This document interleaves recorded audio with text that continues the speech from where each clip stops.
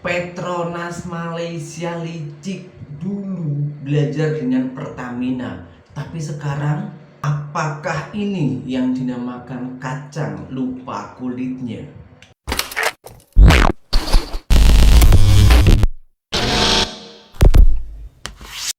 Hai, halo geng. Assalamualaikum warahmatullahi wabarakatuh. Berjumpa kembali dengan saya, Zainal Story. Sebelum video ini saya mulai, gimana kabarnya kalian semua? Semoga semua yang menonton video ini baik-baik saja, dimurahkan rezekinya, selalu berpikiran yang positif dan dijauhkan dari mara bahaya oleh Tuhan Yang Maha Esa.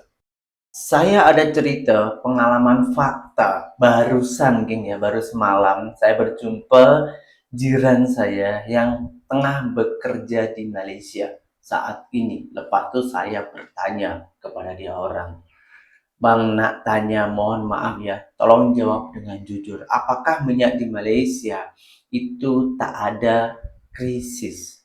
Minyak di Malaysia tetap banyak, tetap ada." Jawaban dia membuat saya itu terkejut. Sebab di media sosial, harga minyak di Malaysia RON 95 itu RM1.99. Tapi pada faktanya, ketika dia orang beli untuk pergi sendiri, dia kata kalau pasal minyak di Malaysia memang banyak. Tak ada kekurangan, tak ada beratur, tak ada mengantri panjang macam di negara kita, di negara Thailand, tak ada macam itu.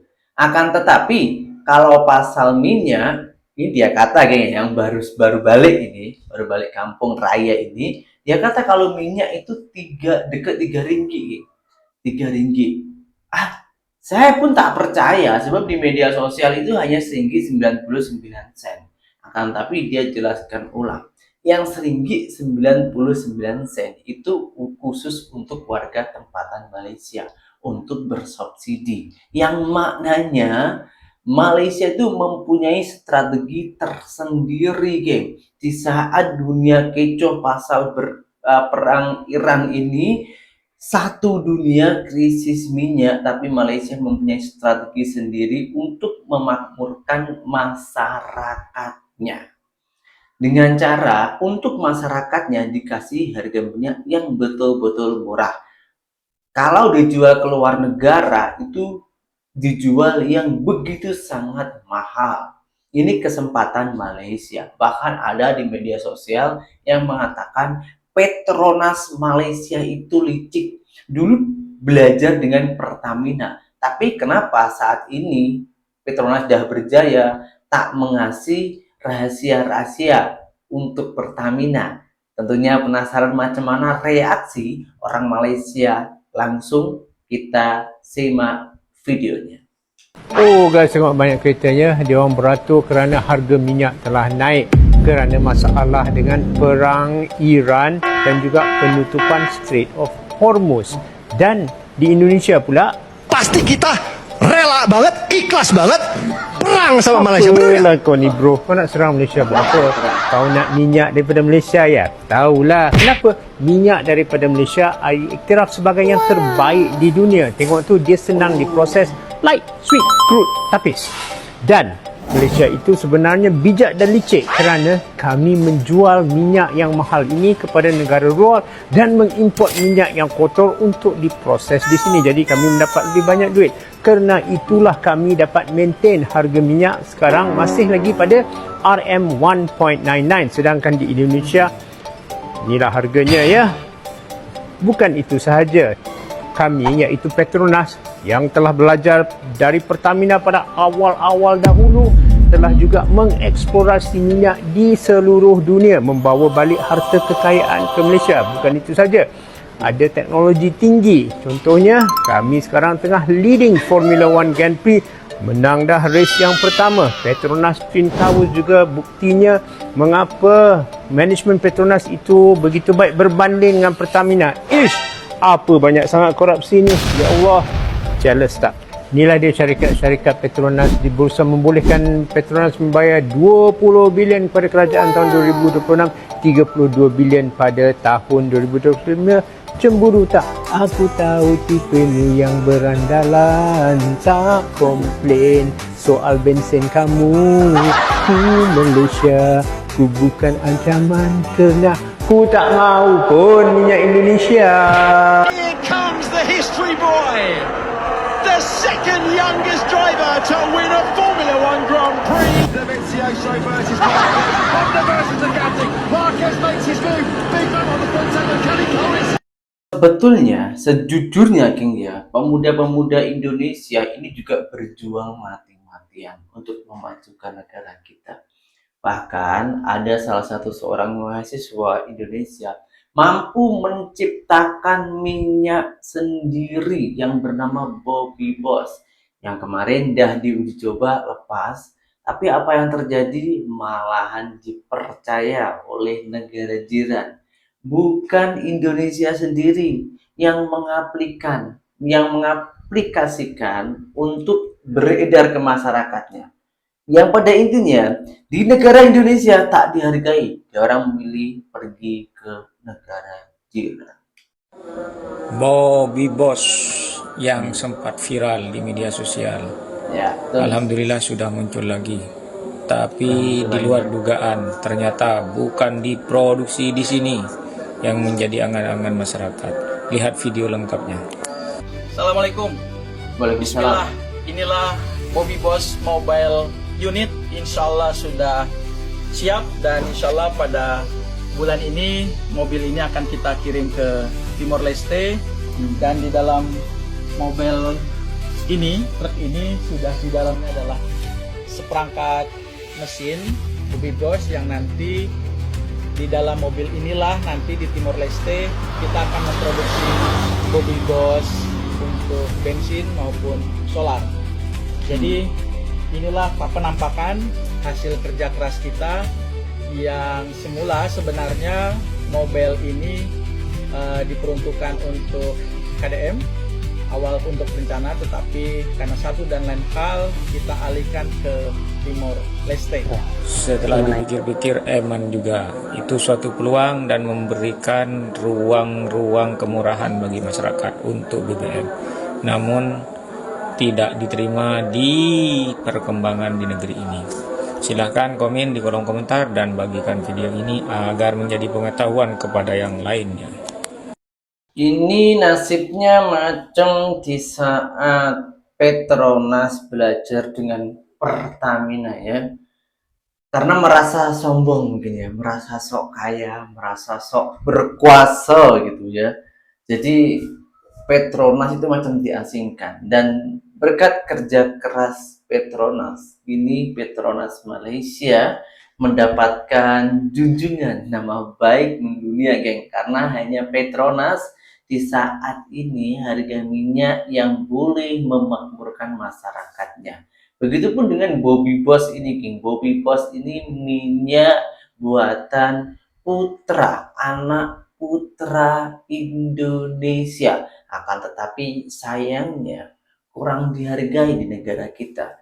Malahan Timor Leste yang negara merangkak menjadi berkembang mengambil alih skill ataupun kemampuan pemuda-pemuda Indonesia. Macam mana dengan negara kita, geng? Macam mana dengan pemerintahan kita? Kenapa hal ini boleh terjadi, dan macam mana kinerja para pejabat-pejabat kita yang berkoar-koar untuk memajukan negara, tapi ketika masyarakat anak bumi putra Indonesia lebih dihargai di luar negara. Oke, geng, kita lanjutkan dulu videonya, sebab Indonesia ini ada salah satu yang koyak, geng. Katanya itu Pertamina itu licik, bahkan rela untuk berperang dengan Malaysia. Perang ni tak best pun, geng. Inilah hakikat perang. Dia punya sengsara, penderitaan, walaupun negara lain berperang, tapi tempiasnya kena negara kita. Lagi-lagi dalam isu minyak dunia hari ni. Kau bayangkan minyak mentah Brent cecah hari ni 112 USD setong. Di Thailand bukan setakat minyak kena catu, sampaikan stesen minyak pun kena tutup, geng. Alhamdulillah kita di Malaysia ni dengan sambutan nak hari raya Kan kerajaan masih lagi boleh tanggung minyak kita ni dan kita ni tak terasa dah sangat. Kerajaan bagi subsidi RM1.99 seliter dan juga diesel. Kerajaan tanggung top up untuk pengguna diesel ni sebanyak RM300. Jadi aku nak ucapkan terima kasih lah kepada PMX kita. Paling awal dia pernah pergi ke Israel adalah pada Disember 2025. Baru tahun lepas. So tak lama lah. So memang dia dah pernah visit dari situ. Patutnya dia stay je lah kat situ kan. Kalau dia suka sangat kat situ. Biasanya kalau kita fikir pasal pro-Israel ni, biasanya dalam minda kita fikir pasal obviously orang American, orang Israel ni tersendiri. Tak pernah pun dalam fikiran kita yang kita akan membayangkan seorang daripada Nusantara sendiri. So dekat Indonesia ni adanya satu show yang bernama Rakyat Bersuara. Dan dalam segmen show Rakyat Bersuara ni, diorang tengah membincangkan pasal topik US dan juga Iran dan sama ada Indonesia perlu ke tidak untuk masuk campur dalam konflik tersebut. Dan seorang daripada guest jemputan yang berada di show tu mengeluarkan satu argument bahawa Indonesia tidak perlu masuk dalam konflik tersebut kerana Indonesia tiada hutang kepada Palestin. Tapi kita yang kat luar ni, kita yang di luar Indonesia ni, kita semua fikir macam ini datang konteksnya datang dari mana ni? Sebab kita pun biasalah kita orang Malaysia, kita tak tahu apa histori Indonesia sama dengan Palestin. Dan kita juga tak tahu siapa orang yang keluarkan argument macam ni. Who is this guy? Melalui perjanjian Partition Plan tahun 1947 berdirilah Israel di tanah Inggris. Jelas ya, tanah Inggris yang punyanya Inggris itu. Itulah yang dibagi dua menjadi Israel dan Palestina. Ini fakta. Jadi bukan tanah Palestina tapi tanah Inggris. Orang tersebut namanya adalah Permadi Arya yang lebih dikenali di online sebagai Abu Janda. Pelik betul nama dia kan. Dan Abu Janda ni dia memang seorang influencer di Indonesia dan dia juga adalah satu political commentator. Dan Abu Janda ni dia sangatlah terkenal di media sosial kerana dia ada banyak mengkritik tentang isu-isu politikal, isu-isu sosial dan juga isu-isu agama. Tapi Abu Janda ni dia punya argument tentang benda-benda ni sangatlah provokatif. Kita kena tahu yang bahawa Abu Janda ni dia memang ada history di Indonesia sebagai satu influencer yang tak ramai orang suka sangat. Dan Abu Janda ni, apabila dalam konteks Israel versus Palestine ni, dia adalah salah seorang yang memang pro-Israel. Kerana dalam social media dia argue yang bahawa konflik di antara Israel dan Palestine takkan berakhir selaginya Israel ni dia tak rasa selamat. Until group resistance Hamim Alif Sin dikalahkan, konflik ini takkan berhenti. Kerana mereka adalah penyebab konflik ini. Dan dia mengatakan yang bahawa orang-orang Indonesia yang pro-Palestine ni, dia tidak memberi apa-apa faedah selain daripada memecah belahkan komuniti dan juga menyerang sesiapa saja yang tidak setuju dengan pendapat yang pro-Palestine. So sekarang ni kita masuk kepada konteks yang pada hari ni. Kita dah tahu social media dia dan kita tahu dah history apa yang dia selalu buat. So sekarang ni kenapa dia viral tiba-tiba ni? Di dalam rancangan tersebut, salah seorang daripada panelis yang berada di situ yang bernama Ferry Amsari, seorang constitutional law expert. Dia meletakkan satu argument yang bahawa Indonesia patut melibatkan diri mereka di dalam konflik tersebut kerana Indonesia dia ada hutang sejarah bersama Palestin. Abu Janda ni pula dia tiba-tiba masuk. Dia mula melenting. Dia mula kata, hutang apa? Hutang apa yang Indonesia ada dekat Palestin ni? Dia mengatakan bahawa yang argument yang bahawa Indonesia ada hutang dengan Palestin ni adalah satu hoax.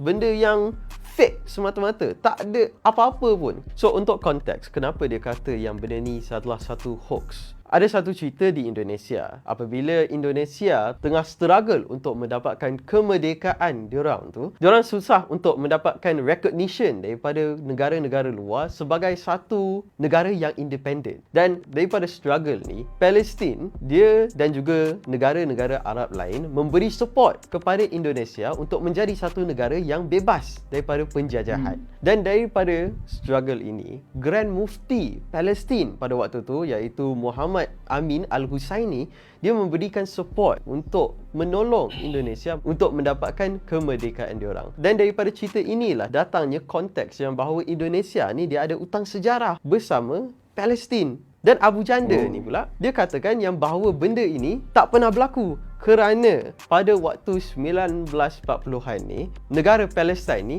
tak ada. Kerana dia kata pada tahun 1940-an ni, Palestin dia bawah jajahan British Empire. So yang bagi duit kepada Indonesia bukannya Palestin tetapi British. Tapi macam saya ceritakan tadi, yang memberikan support kepada Indonesia bukanlah British Empire tetapi Grand Mufti of Palestine bersama juga dengan liga-liga Arab yang berada pada waktu tu. So memang dalam konteksnya memang Palestin lah yang memberi supportnya. Memang legit lah cerita tu. So tak tahulah kenapa yang Abu Janda ni dia mengatakan bahawa benda tu hoax. Sebab saya pun tak lama pun saya nak jumpa yang argument tu salah. Saya search dekat Google pun dah dapat tahu dah. So how? Dan apabila semua ini berlaku, Ferry Amsari dengan Abu Janda ni pula, dia orang dah start menjerit dah dekat each other. Dan daripada ini, host daripada show tu, dia kick Abu Janda ni keluar. Sebab dia mengatakan yang bahawa Abu Janda ni, dia tak ada tata tertib. Dan daripada insiden ini, netizen dekat Indonesia pun apabila klip ni dia dah viral dekat negara Indonesia, dia orang pun menggali social media Abu Janda ni sebab dia orang pun curious siapa orang ni. Dia orang dapat menjumpai bahawa insiden ni adalah bukan insiden yang baru. Seperti yang saya cerita sebelum ni, yang Abu Janda ni dia punya social media penuh dengan benda-benda yang provokatif. So, dia orang dapat menjumpai bahawa Abu Janda ni dia pernah ditahan oleh polis kerana statement tentang agama yang dia keluarkan pada 2021 yang mengatakan bahawa Islam ni adalah satu agama yang arrogant. Pada waktu ini, dia tengah argue dengan salah satu ustaz yang terkenal di Indonesia dekat Twitter yang bernama Tengku Zulkarnain kerana Islam dia mengharamkan pelbagai jenis budaya yang Indonesia pernah lakukan seperti sedekah laut, dan juga Islam ni di-arrogant sebab dia mengharamkan baju kebaya sebabkan aurat lah. Dan daripada ini dia argue yang bahawa Islam ni dia nak memadamkan adat-adat Indonesia. Tapi kalau kita orang Malaysia, kita nak tengok daripada perspektif yang luar, kita punya adat dengan Indonesia punya adat dia almost the same lah. Sebab kita pun pada waktu pre-Islamic, kita pun ada budaya-budaya yang memuja benda-benda lain, agama animisme lah. Dan apabila Islam datang, kita tukar adat-adat kita supaya ia fit dengan ajaran-ajaran Islam. Tapi kita kat Malaysia ni, we have no issue with that sebab kita dah tahu benda tu dah diharamkan oleh Tuhan. So who are we to argue lah kan? So kenapa dia nak juga amalkan benda tu asalkan dah diharamkan? Tapi mungkin dalam cerita ni ustaz-ustaz ataupun pro-pro budaya-budaya Malaysia ni boleh komen dekat bawah lah, cerita sikit supaya kita semua dapat tahu. So kita patah balik kepada yang after effect daripada segmen dia yang berada di Rakyat Bersuara tu. Dia pun dapat banyak backlash lah daripada ramai rakyat Indonesia yang mengatakan bahawa Abu Janda ni dia telah dipengaruhi oleh Yahudi. Dia orang menyatakan bahawa kalau dia suka sangat Israel ni, patutnya dia pergilah sana. Tapi Abu Janda ni sebenarnya dia pernah pergi Israel. Paling awal dia pernah pergi ke Israel adalah pada Disember 2025. Baru tahun lepas. So tak lama lah. So memang dia dah pernah visit dah situ. Patutnya dia stay je lah kat situ kan. Kalau dia suka sangat kat situ. So kita pun tak boleh sangka ya yang dapat infiltrate juga the most Islamic country in Nusantara. So apa pendapat korang pasal situasi ni? Korang rasa Abu Janda ni betul ke dia punya perspektif tu? Sebab kita kena tahu yang kalau dia boleh menjadi pro-Israel juga, tak hairan lah yang bahawa ada orang lain juga yang berpandangan yang sama seperti dia kerana dia adalah seorang influencer yang ternama lah dekat Indonesia. Sebab kalau kita ingat balik, ada satu video yang saya pernah buat dulu pasal satu school shooting yang berlaku di Indonesia juga kerana seorang budak ni dia terhasut dengan pandangan Nazi. So daripada situasi ini, kita boleh dapat tahulah yang Nusantara ni bukanlah Nusantara yang dulu di mana kita disconnect daripada outside world. Sekarang dengan media sosial yang dah sentiasa berkembang hari ini, macam-macam information yang kita dapat from all around the world. Dan daripada semua information ni, obviously akan membina dia orang punya pandangan. Tetapi ada juga orang yang akan pergi ke pandangan yang sangat ekstrim seperti orang-orang yang saya telah bincangkan hari ini. Perbedaan boleh situasi menjadi panas, tapi jangan sampai merugikan luar negara.